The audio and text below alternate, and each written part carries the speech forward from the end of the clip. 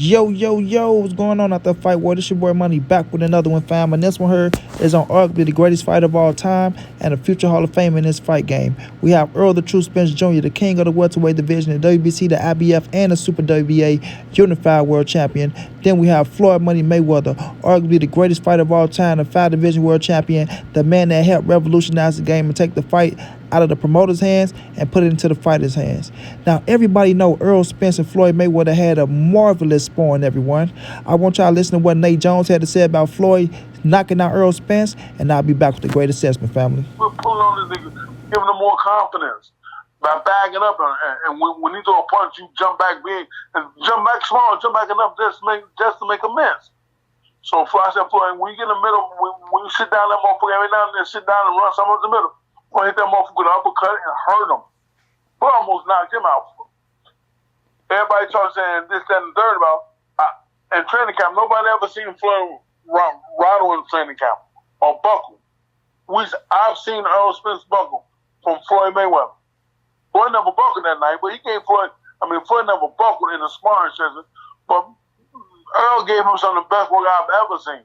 I went crazy. I told Floyd to calm down and stay small, step the middle, come in the middle, up some shots up the middle, playing him with uppercut and buckled him. And I jumped on him. I said, yeah, nigga, you was knocked out. I'm like, Floyd, you had him knocked out in the bell ring. I said, Floyd, you hit that motherfucking knife. You know what I'm saying? Floyd, calm down. And when Floyd started calming down and started doing differently, the work got better. But Errol Spence gave Floyd some of the best work I've ever seen. As we all see, y'all, this is Nate Jones saying this, right? Now, we know Errol Spence told his story. Errol Spence's story ended with nobody didn't stop until somebody was on their back pocket, right? But Errol said Floyd just got out the ring. You hear me? He said Floyd just got out the ring, and that was that. You know what I'm saying? Errol never said anything about getting hit with an uppercut and getting buckled or none of that. And not just Errol, not the one that said it, right?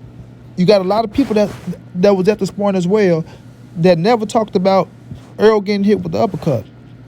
Hakeem Rodman Jr., one of my homeboys, he got a channel. Y'all go subscribe to Hakeem Rodman Jr., right?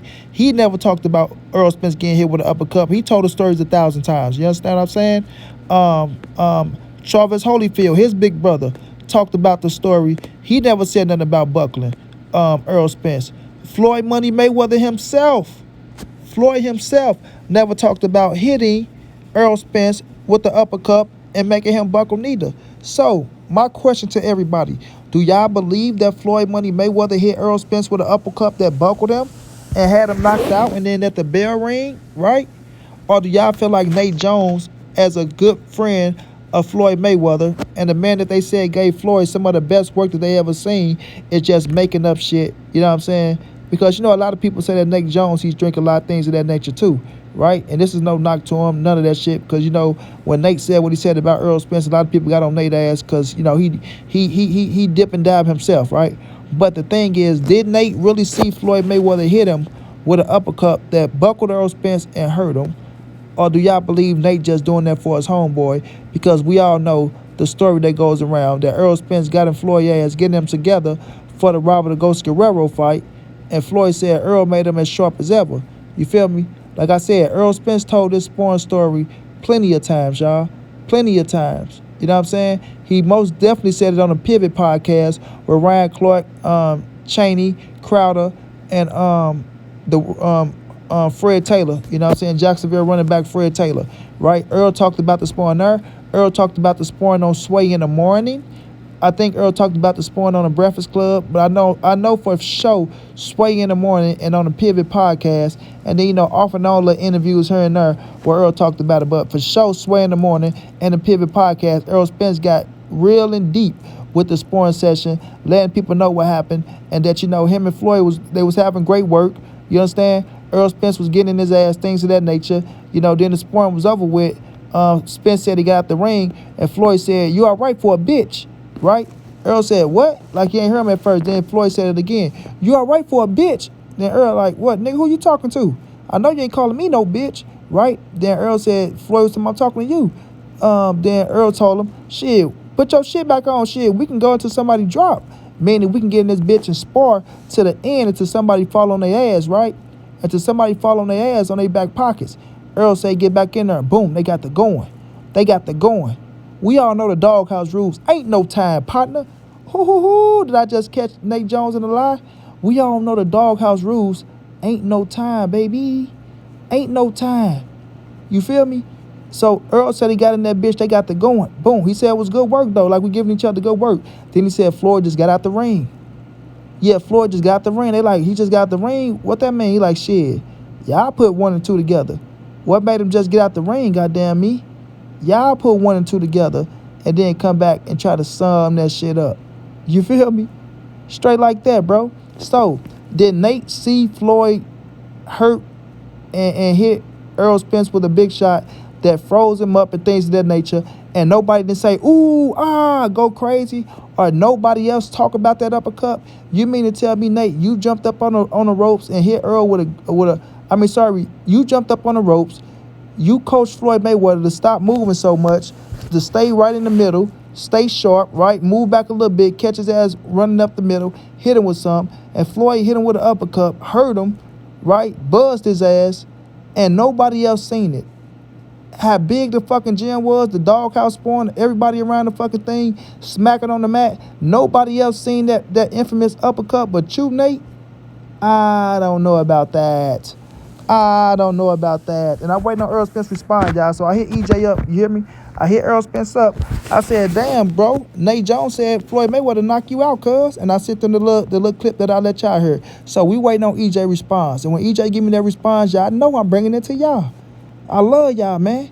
Y'all know I'm bringing it to y'all. So when I look at this situation, yes, it was a hell of a sparring. Errol Spence and Floyd Mayweather. We know Floyd just got out of jail. His first fight against Robert the Ghost Guerrero, a southpaw. You feel me? Errol Spence was helping him get ready for that shit. You know, Errol made his name in that sparring, just like he made his name at the USA Olympics Center when he was sparring Adrian Bronner and cracked Adrian Bronner motherfucking ass and hurt Adrian Bronner on his feet, like Freddie Roach said. You feel me? Cracked Adrian Bronner ass, right? Floyd beat the shit out of the boy from the UK. I like him. He fought Adrian Bronner too.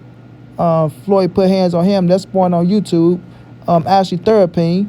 We know Floyd put hands on Clarissa Shields. She say, Earl put hands on Clarissa Shields, right? Earl put hands on Ashley Therapine. And, Clarissa Shields said Errol Spence beat her ass in sparring. You know what I mean? So Earl is a savage when it comes to sparring. Now, this is just sparring we talking about, y'all. This ain't no real fight. But, still in all, when it comes to the sparring session and it's Floyd Mayweather, it counts for something. It counts for something.